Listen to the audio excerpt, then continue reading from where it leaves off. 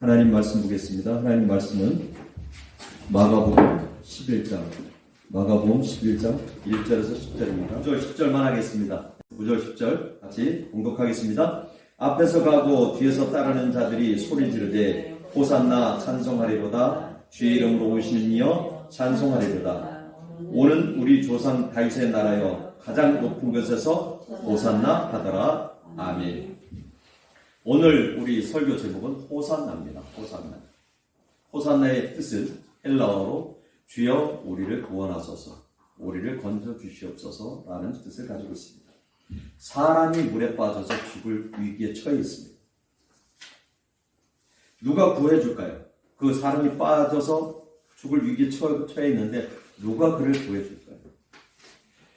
행여라도 지나가는 사람이 발견을 하면 다행이지만 지나가는 사람이 발견을 하지 못하면 결국 죽고 말겠죠. 또 차가 가다가 낭떠러지게 굴렀습니다. 그리고는 어느 사람이 운전수가 빠져나와서 가만히 있으면 아프다고 고통 가운데 가만히 있으면 누가 듣겠습니까? 부르짖어야 되겠죠. 나를 살려달라고 부르짖어야 되겠죠. 그때 누군가는 지나가다 그 사람을 발견하게 될 것이고 그러면 생명이 살아날 수 있겠죠. 그런데 그 부르짖지 않고 가만히 있는다면 누군가는 듣지 못할 거죠. 지금 이스라엘 백성들은 그렇게 부르짖고 있습니다. 나를 구원하달라고 이야기하고 있죠. 우리를 로마의 속국으로부터, 압제로부터 구원해달라고 얘기하죠. 예수님만이 그들을 구원할 수 있는 유일한 분이라는 것을 그들은 확신하고 있습니다. 영혼의 구원을 원하는 것이 아니라 육신의 구원을 원하는 거죠. 그래서 로마의 압제로부터 벗어나서 자유롭게 편안하게 살고 싶은 것이죠. 우리는 무엇을 위해서 하나님을 찾습니까? 어쩌면 내가 좀 더 편안하게 살고 싶어서 물질의 복을 위해서 아니면 자녀들이 잘 되게 하기 위해서 주님의 전을 찾습니까? 그렇다면 지금 이스라엘 백성들과 동일한 모습이 되겠죠. 우리는 영혼의 구원을 위해서 주님을 찾아야 되죠. 그리고 부르짖어야 됩니다. 지금 이스라엘 백성들은 다윗이 구약시대에 다윗에 행했던 일들을 너무 잘 알고 있습니다. 그리고 그 율법을 따라 행하고 있죠. 우리 시편 118편 25절에 보면 여호와여 구하옵나니 이제 구원하소서, 여호와여 우리가 구하옵나니 이제 형통케 하소서 라고 하면서 다윗이 하나님 앞에 부르짖습니다. 다윗은 오실 예수님을 이미 예견하고 있었죠. 그래서 우리를 구원하소서, 우리를 구원하옵소서 라고 했습니다. 그런데 이스라엘 백성들은 이 말씀을 어떻게 적용하고 있나요? 우리 육신을 구원해달라고, 우리의 영혼을 구원하달라고. 우리의 영혼이 주님 앞에 부르짖어야 되죠. 주님, 내가 천국 가기를 원합니다 라고 부르짖어요. 우리는 분명히 죽으면 어딘가는 갑니다. 영혼이 분리가 되니까요. 영혼육에 대해서 3분설에 대해서 누구나가 다 알고 있죠. 그렇다면 영이 어디로 가겠습니까? 그것은 그 영이 하나님께로 가야 되죠. 그래서 우리는 예배하고 있는 것이고 그래서 기도하고 있는 것이죠. 지금 그런데 이스라엘 백성들은 예수님이 온갖 많은 기적과 이적을 행하면서 예수님만이 유일하게 로마에서 자신들을 구원해 줄 거라 믿죠. 예수님은 지금 십자가에 못 박혀 돌아가시기 위해서 예루살렘을 입성을 합니다. 갈릴리에서 예루살렘까지 약 150km 정도 되죠. 그 길을 걸어서 입성을 하죠.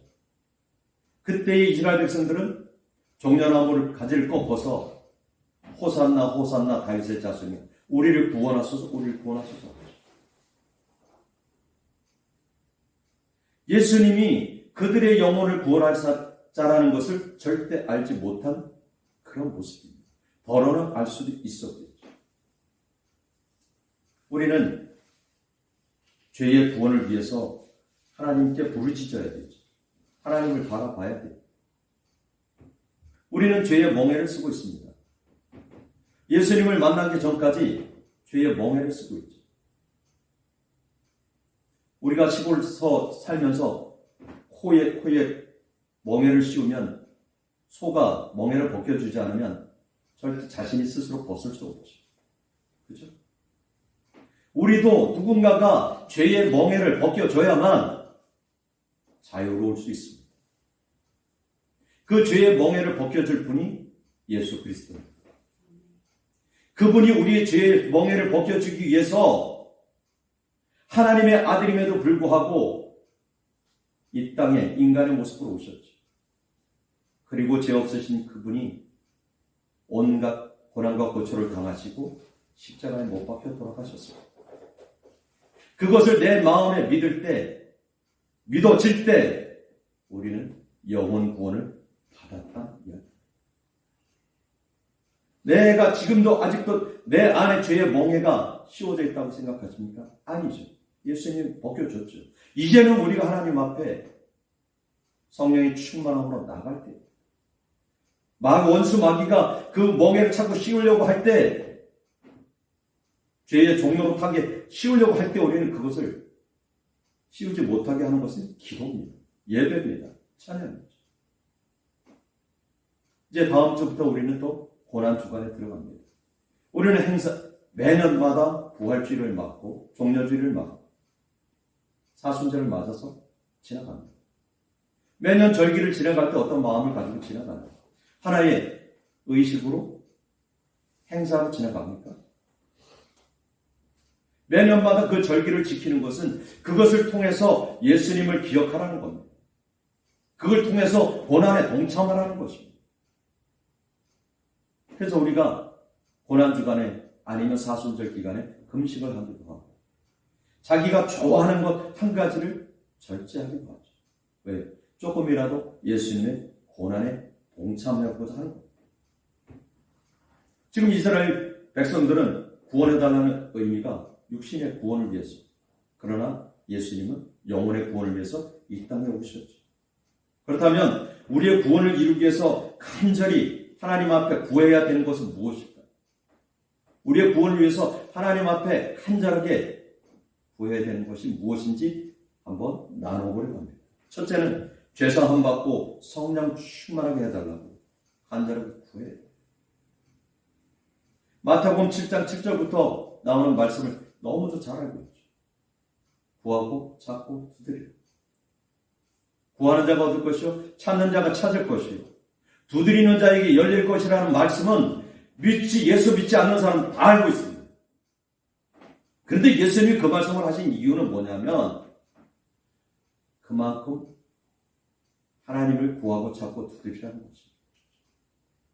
내가 노력하지 않으면, 내가 열심히 하나님의 얼굴을 구하지 않으면 하나님께서 응답하시지 않겠다는 거죠. 감나무 밑에 가만히 누워있어서 감 떨어질 때 기다리면 감 안 떨어진다고 속담이에요. 그래서 우리가 예수님이 구하고 찾고 두드리라 하는 얘기는 우리가 그만큼 하나님 앞에 매달리지 않고 우리가 성령 체험할 수 없지.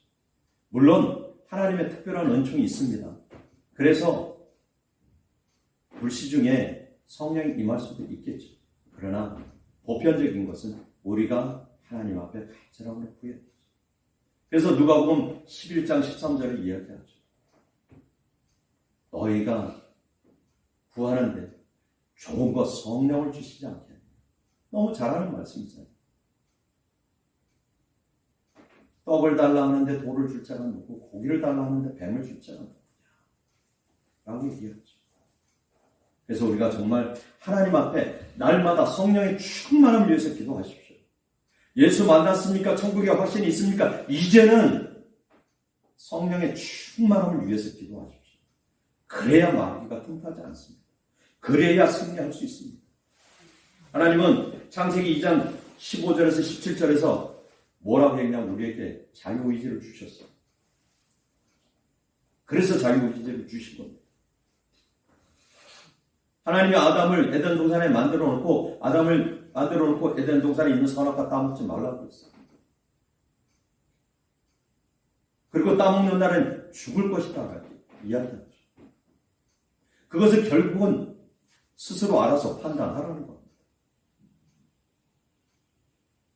우리가 기도하고 안 하고 자유지요. 그러나 하나님을 만나려면, 성령의 충만함을 받으려면 열심히 기도하라. 물론 피곤하죠. 힘들죠. 어렵습니다. 그 길이 쉬울 것 같으면 원수 마귀가 방해 안 하겠죠. 그런데 그렇기에 싸우고 이겨서 승리해야 되죠. 예수님이 하나님의 아들임에도 불구하고 원수 마귀를 이기기 위해서 겟세마네 동산에서 땀이 핏방울이 되도록 기도를 했다고 합니다.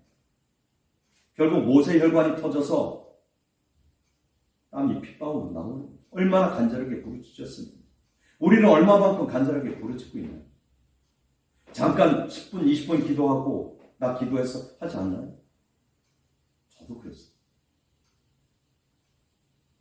그런데 정말 간절하게 기도하다 보면 나도 보는 사이에 내 눈에서 눈물이 나오고 하나님의 임재가 경험됩니다.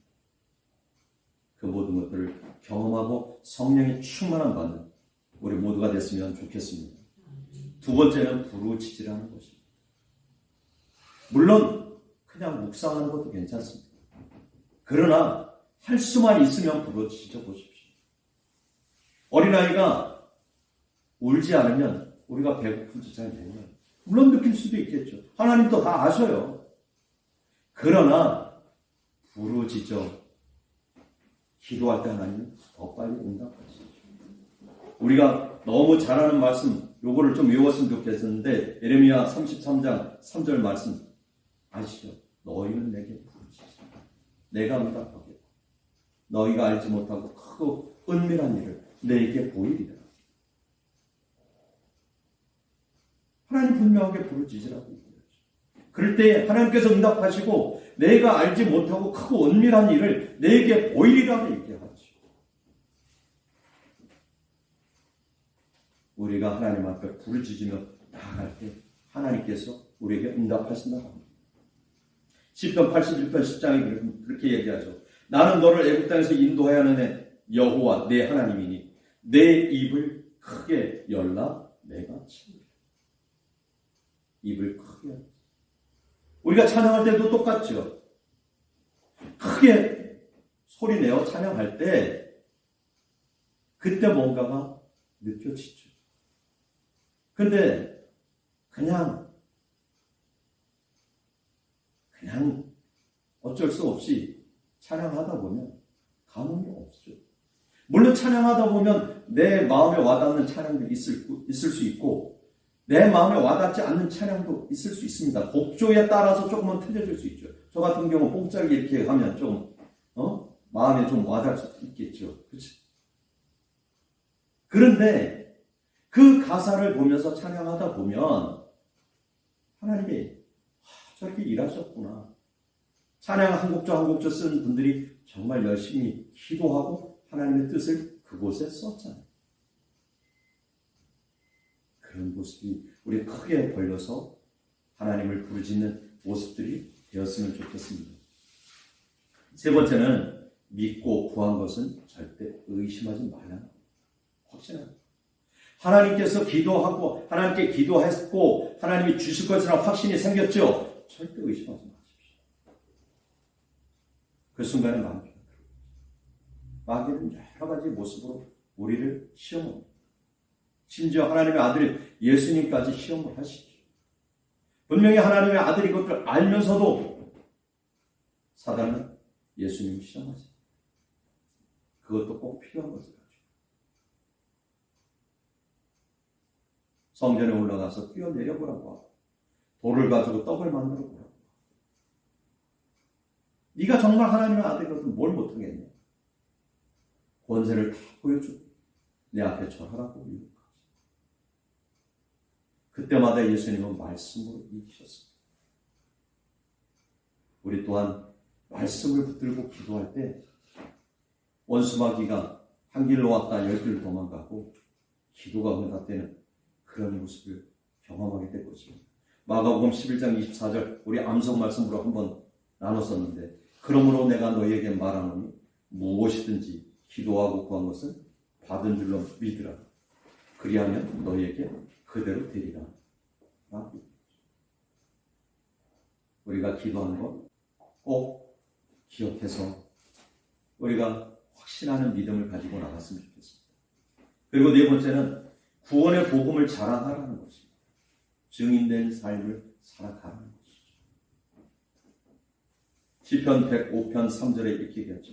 그의 거룩한 이름을 자랑하라. 여호와를 구하는 자들은 마음이 즐거울지로다. 라고 이야기합니다. 사도행전 1장 8절에서 오직 성령이 너희에게 임하시면 너희가 권능을 받고 예루살렘과 온 유대와 사마리아 땅끝까지 이르러 내 증인이 되리라. 우리가 슈퍼에 가서 물건을 되게 싸고 좋은 것을 세일하는 걸 봤어요. 너무 좋은 물건인데 너무 싸게 파는 거죠. 그것도 한시적으로. 그런데 한 사람 앞에 하나씩뿐이 안 주는 거예요. 그러면 돌아와서 어떻게 하겠습니까? 그것을 더 사고 싶어서 다른 사람을 이야기해서 야 거기 가봐. 거기 싸게 파. 라고 얘기하죠. 또 심지어는 가족들까지 가서 그거 사오라고 하죠. 우리가 어떤 좋은 물건이든 좋은 것을 보면 자랑한다. 여행을 가도 똑같아요. 어디 갈 때 너무 좋더라. 여기 봄 되고도 꼭 하고 지금 벚꽃이 많이 피려고 하죠. 기내 가니까 벚꽃이 정말 이뻐. 한번 시간 되면 가봐. 이렇게 얘기하죠. 그런데 우리는 복음을 얼마나 전합니까? 예수 믿으니까 정말 좋아. 예수 한번 믿어봐. 이 말은 잘 안 되죠. 우리가 예수님이 우리를 구원해 주셨으니 우리가 그 예수님을 자랑해야 되죠. 아무 조건 대가도 없이 예수님이 우리를 구원해 주셨어요. 그렇죠? 그렇다면 그 예수님의 사랑을 자랑해야 되죠. 널리 알려야 되죠. 그래서 예수님 사마리아 땅끝까지 이르러 내 증인이 되라. 그것이 이스라엘 백성들이 부르짖었던 호산나 호산나 다윗의 자손이요 라는 목적이에요. 그들이 부르짖었던 육신의 자유함이 아니라 육신의 구원이 아니라 우리는 영혼의 구원을 위해서 부르짖어요. 날마다 기도하고 예배하고 하나님을 바라고 그런 삶을 살았으면 좋겠습니다. 꼭 그런 삶으로 승리하십시오. 원수마귀가 틈탈지라도 예수 이름으로 선포하십시오. 내가 찬양하는데 은혜가 안 됩니까? 그러면 선포하십시오. 말씀을 볼 때 졸립니까? 선포하십시오. 나사렛 예수 이름으로 명하는 나를 졸리게 하는 더러운 세력을 떠나가라. 예수님은 우리에게 놀라운 능력을 주셨죠. 그래서 마가복음 16장 18절부터 이야기하죠. 믿는 너희에게 이런 표적이 있다 그럽니다.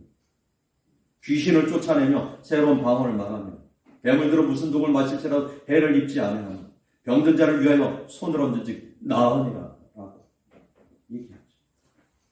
우리에게는 예수님이 주신 놀라운 능력의 권세가 있습니다. 사용하십시오. 그것을 사용하시기 위해서는 먼저 내 자신이 성령의 충만함을 받아야 돼요. 그리고 선포하십시오. 그러면 승리할 수 있습니다. 자, 기도합니다.